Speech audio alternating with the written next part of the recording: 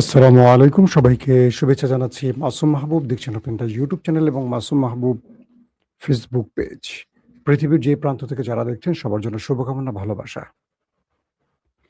প্রিয় দর্শক, বেশ কিছু ব্রেকিং খবর আছে আজকে আপনাদের জন্য। শুক্রবারে বেশ কিছু আনন্দের খবর দিতে চাই, যে খবরগুলো পেলে হয়তো আপনাদের মন ভালো হয়ে যাবে। আপনারা শুনতে এবং দেখতে পাচ্ছেন আশা করি। দর্শক, যারা যেখান থেকে কমেন্ট করছেন আমি দেখতে পাচ্ছি। মাসুম ভাই, আপনি কেমন আছেন? আমি ইরানকে ভালোবাসি, গাজীপুর থেকে বিল্লাল। জি, ইরানকে ভালোবাসেন না? আমাকে বাসেন না? আমাকে একটু ভালোবাসবেন। শফিকুল ইসলাম মালদ্বীপ থেকে দেখছেন। মালদ্বীপ ভাই, মালদ্বীপ আসবো ইনশাআল্লাহ। চট্টগ্রাম থেকে কে দেখছেন? জি, মোহাম্মদ আহমদ নাকি নাম? দর্শক, প্রথম যে গুরুত্বপূর্ণ আমি আগে শিরোনামটা আপনাদেরকে এক নজর জানিয়ে রাখি। সেটা হলো, মধ্যপ্রাচ্য থেকে এবার আমেরিকা পালাতে শুরু করেছে ইরানের মার খেয়ে। তারা বিভিন্ন ঘাঁটি ছেড়ে পালাতে শুরু করেছে। অন্যদিকে আমেরিকা মিশরে আক্রান্ত হয়ে এটা বুঝতে পেরেছে যে ইরান আর এই অঞ্চলে তাকে থাকতে দেবে না। ৩ নাম্বার, গাজাতে গাজায় আবারও খসড়া শান্তি পরিকল্পনায় হামাস সম্মত হয়েছে এবং ইসরায়েলি বসতি স্থাপনকারীরা পশ্চিম তীরে আবারও হানা দিচ্ছে। পাশাপাশি কুয়েতে আজকেই ব্যাপক অ্যাটাক করেছে ইরানের বাহিনীগুলো। দর্শক, আমি আপনাদেরকে প্রথমে গাজা বিষয়ের সংবাদটি দিয়ে চলে যাব মূল খবরে। আপনারা জানেন যে আমেরিকা ইরানের লড়াইয়ের মধ্যে গাজায় থেমে থেমে হামলা চালাচ্ছে দখলদার বাহিনী এবং প্রতিদিনই কম বেশি সেখানে মানুষ মারা যাবার খবর পাচ্ছে। তো বলা হচ্ছে, গাজার শান্তি বোর্ড জানিয়েছে হামাস এমন একটি কর্ম পরিকল্পনায় সম্মত হয়েছে যার আওতায় পর্যায়ক্রমে হামাস নিরস্ত্রীকরণ করবে, মানে অস্ত্র নিরস্ত্রীকরণে তারা সাড়া দিয়েছে এবং একই সাথে গাজা থেকে ইসরায়েলি সেনা প্রত্যাহার করা হবে। হামাস প্রতিনিধি দলের একজন সদস্য আল জাজিরাকে জানিয়েছে যে এই চুক্তির বাস্তবায়ন নির্ভর করবে ইসরায়েলের চুক্তির অংশ বাস্তবায়নের উপর, যার মধ্যে গাজা থেকে তাদের বাহিনী প্রত্যাহারও অন্তর্ভুক্ত। হামাস আরও বলেছে যে ইসরায়েল নিরস্ত্রীকরণ চুক্তিতে অনুমোদন না দেয়া পর্যন্ত তারা কোনো পদক্ষেপ নেবে না। আগে ইসরায়েলকে এই অঞ্চল ছেড়ে যেতে হবে, গাজা, তারপর ক্রমান্বয়ে আস্তে আস্তে অস্ত্র জমা দেওয়ার কাজটি করবে হামাস। পাশাপাশি মার্কিন প্রেসিডেন্ট ডোনাল্ড ট্রাম্প চুক্তিটি ঘোষণা করার মাত্র কয়েক ঘন্টা পরেই উত্তর গাজায় ইসরায়েলি বিমান হামলায় ফিলিস্তিনিরা আহত হয়েছেন। যখন ডোনাল্ড ট্রাম্প এই চুক্তিটি ঘোষণা করছেন, ঠিক তখনই আবার দেখা যাচ্ছে উত্তর গাজা ইসরায়েলি বাহিনী আবারও হামলা চালিয়েছে। তো গাজা রোডম্যাপের দ্বিতীয় পর্বের প্রতিপালন নিশ্চিত করতে মিশর মধ্যস্থতাকারী হিসেবে যুক্তরাষ্ট্র, কাতার ও তুরস্ককে নিয়ে একটি শীর্ষ সম্মেলনের আয়োজন করবে শীঘ্রই, এমনটি জানানো হয়েছে। পাশাপাশি নাবলুস ও পার্শ্ববর্তী গ্রামগুলোতে ইসরায়েলি বাহিনী এবং বসতি স্থাপনকারীদের হামলায় অন্তত আরও ১১ জন ফিলিস্তিনি আহত হয়েছেন এবং হেব্রন ও রামাল্লার কাছেও হামলার খবর পাওয়া গেছে। যখন চুক্তি নিয়ে আলোচনা বা চুক্তি হচ্ছে, তখন ওরা থেমে থাকছে না, ওরা একের পর এক আক্রমণ করছে। দর্শক, পাশাপাশি সবচেয়ে বড় গুরুত্বপূর্ণ খবরটি আগে দিয়ে নেই, তারপর আমরা বিশ্লেষণে যাব। ইরানের জনসংযোগ দপ্তর জানিয়েছে আইআরজিসির যে অপারেশন তারা যে নাসার তার পরের যেই ফেজটা শুরু হয়েছে ২৭তম পর্যায়ে, এবং তারা মার্কিন যুক্তরাষ্ট্রের যে কুয়েতে অবস্থিত ঘাঁটি সেখানে ব্যাপক অ্যাটাক করেছে এবং বলা হচ্ছে আহমদ আল জাবের বিমান ঘাঁটিতে টহলরত ড্রোনগুলো বিমান আশ্রয় কেন্দ্র, স্যাটেলাইট সংযোগ ব্যবস্থা এবং সরঞ্জাম সংরক্ষণগারগুলোকে লক্ষ্যবস্তু বানিয়েছে ইরানের মিসাইল এবং ড্রোন। এবং এই স্থাপনাটি মার্কিন বিমান ও নজরদারি কার্যক্রমের একটি প্রধান কেন্দ্র এবং মার্কিন বাহিনীর রসদ সরবরাহের জন্য এটি গুরুত্বপূর্ণ কেন্দ্র হিসাবে বলা হয়েছে। অর্থাৎ তারা বলছে যে ইরানের সেনাবাহিনী কুয়েতে মার্কিন আল জাবের বিমান ঘাঁটিতে হামলা করে সেখানে মার্কিন যতগুলো সমরাষ্ট্রের অবস্থান ছিল সবগুলোকে টার্গেট করে ধ্বংস করে অ্যাটাক করে ধ্বংস করেছে। ইসলামাবাদ সমঝোতা স্মারকের শর্ত লঙ্ঘনের জেরে জুলাই মাসের শুরু থেকে যুক্তরাষ্ট্র ইরানের দক্ষিণাঞ্চলীয় প্রদেশগুলোতে ব্যাপক অ্যাটাক করে। ইরান পাল্টা অপারেশন নাসর টু নামে তারা আবারও অপারেশন শুরু করে এবং বলা হচ্ছে মার্কিন যে ঘাঁটিগুলো রয়েছে মধ্যপ্রাচ্যে তাদেরকে লক্ষ্য করে অ্যাটাকগুলো করা হয়। সেনাবাহিনী কেসমে বেসামরিক বাড়িঘরের মার্কিন হামলার তীব্র নিন্দা জানিয়েছে। পাশাপাশি তারা বলছে যে কুয়েতে আমেরিকার যেই ঘাঁটিগুলো ছিল সেখানে তারা দেখছিল যে আমেরিকা নতুন করে ইরানের বিরুদ্ধে যুদ্ধের জন্য আরো কিছু সমরাস্ত্র প্রস্তুত করেছে। ইরান আক্রমণ চালিয়ে সেগুলো ধ্বংস করে দিয়েছে। এবং ইন্টারেস্টিং ব্যাপার হলো যে কুয়েতের সবচেয়ে বেশি আক্রান্ত হয়েছে ইরান দ্বারা। তাদের পানি শোধনাগার, বিদ্যুৎ কেন্দ্র, তাদের মার্কিন ঘাঁটি সবগুলোকে উড়িয়ে দিয়েছে ইরান। আল জাজিরা বলছে শুক্রবার ইরান ঘোষণা করছে যে তারা কুয়েতের আহমদ আল জাবের বিমান ঘাঁটিতে মার্কিন সামরিক স্থাপনার লক্ষ্য করে হামলা চালিয়েছে এবং এই হামলাকে আগের দিন মার্কিন হামলার প্রতিশোধ হিসেবে বর্ণনা করছেন ইরান। গত 24 ঘন্টা ইরানের বিরুদ্ধে মার্কিন ইসরায়েলি যুদ্ধের সর্বশেষ ঘটনাবলীর একটি সংক্ষিপ্ত রূপ এটুকু জানা গেছে যে আমেরিকা এবং ইসরায়েল ইরানের কাছে এই লড়াইতে আবারও পরাজিত হয়েছে। দর্শক, ইরানের সেনাবাহিনী জানিয়েছে তাদের বাহিনী ড্রোন হামলায় কুয়েতের আহমদ আল জাবের ঘাঁটি ধ্বংস করেছে। কৌশলগত মার্কিন সামরিক স্থাপনা লক্ষ্য করে হামলা চালিয়েছে এবং সেটাকে নির্মূল করে দিয়েছে। আধা সামরিক সংস্থা তাসনিম নিউজ জানিয়েছে তারা ড্রোন ব্যবহার করে হ্যাঙ্গার, স্যাটেলাইট যোগাযোগ ব্যবস্থা এবং সামরিক সরঞ্জাম অর্থাৎ যেখানে মিসাইল স্টোরেজ সেগুলোকে ধ্বংস করেছে।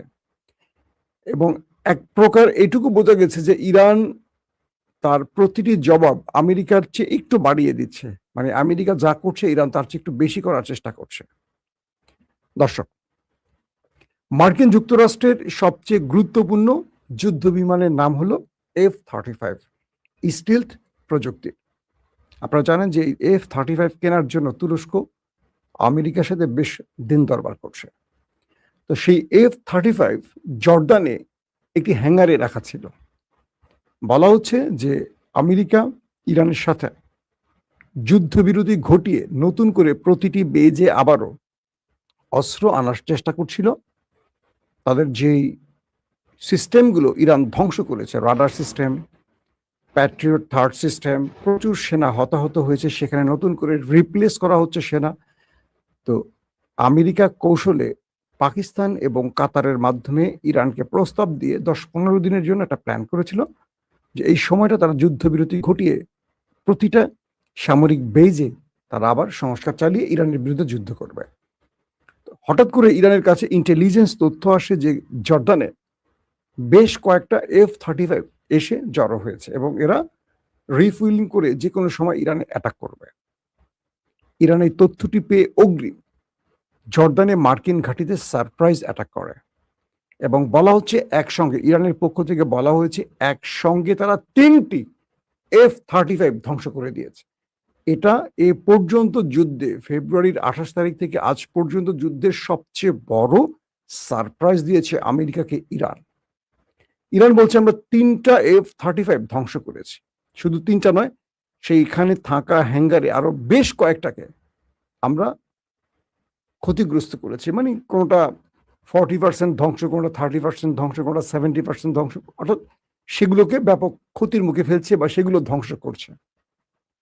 এবং সেখানে থাকা যে সামরিক বাহিনীর সদস্যরা ছিল এবং এই যুদ্ধ বিমানগুলোকে মেনটেনেন্স করছিলেন যেসব কর্মকর্তারা, তারা প্রাণ হারিয়েছে। এরপর আমেরিকা পাল্টা আবার অ্যাটাক চালায় ইরানের উপর। চালানোর পরপর ইরান আবার পাল্টা কুয়েতে আজকে ম্যাসিভ আকারে অ্যাটাক করে। এখন পর্যন্ত যে খবর পেয়েছি, কুয়েতেও প্রচুর ক্ষয়ক্ষতির মুখে পড়েছে আমেরিকা এবং তাদের সেনারা। ইতিমধ্যে মিশরে মার্কিন তেলের গ্যাসের ট্যাঙ্কারে অ্যাটাক হয়েছে এবং আপনারা জানেন যে মধ্যপ্রাচ্যের কোনো দেশকে বাদ রাখেনি ইরান অ্যাটাক থেকে, সবগুলো কেন্দ্রে অ্যাটাক করেছে। ইরান তার স্যাটেলাইট ইমেজে এমন একটি ছবি প্রদর্শন করেছে যেটা দেখলে আপনাদের মাথা নষ্ট হয়ে যাবে। ইরান বলছে যে আরব আমিরাত থেকে আরব আমিরাতের সবচেয়ে বড় যে মার্কিন ঘাঁটি, সেখান থেকে সকল মার্কিন বিমান, তাদের স্যাটেলাইট তথ্য কেন্দ্র, তাদের আকাশ প্রতিরক্ষা সিস্টেম, তাদের যুদ্ধের হেডকোয়ার্টার সব সরিয়ে নেওয়া হয়েছে আরব আমিরাতের ওই মার্কিন ঘাঁটি থেকে।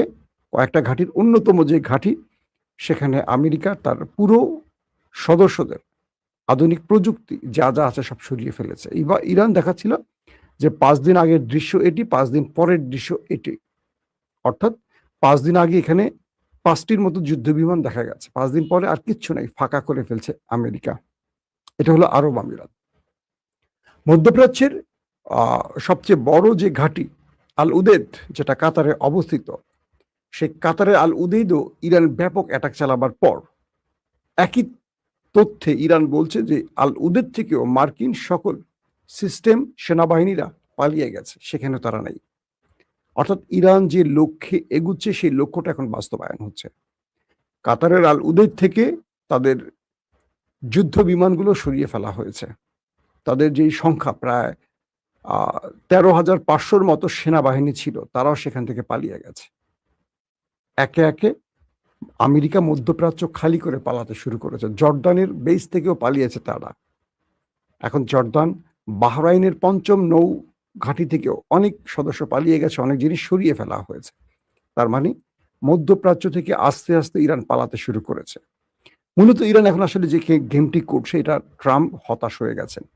কালকে নেভাল অফিসে সাংবাদিকরা ট্রাম্পকে প্রশ্ন করেন, মধ্যপ্রাচ্যে আপনার বিজয়ের সম্ভাবনা কতটুকু? ট্রাম্পের চোখে মুখে আতঙ্কের ছাপ।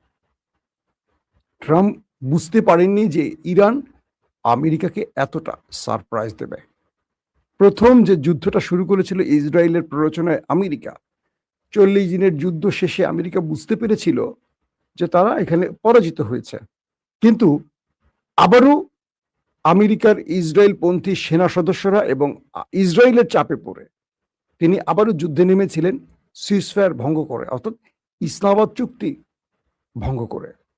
তখন তিনি ভিন্ন প্ল্যানে এগোবেন ভেবেছিলেন, কিন্তু ইরান আমেরিকার প্রত্যেকটি চাল অগ্রিম বুঝে তাকে ওভারট্রাম্প করছে।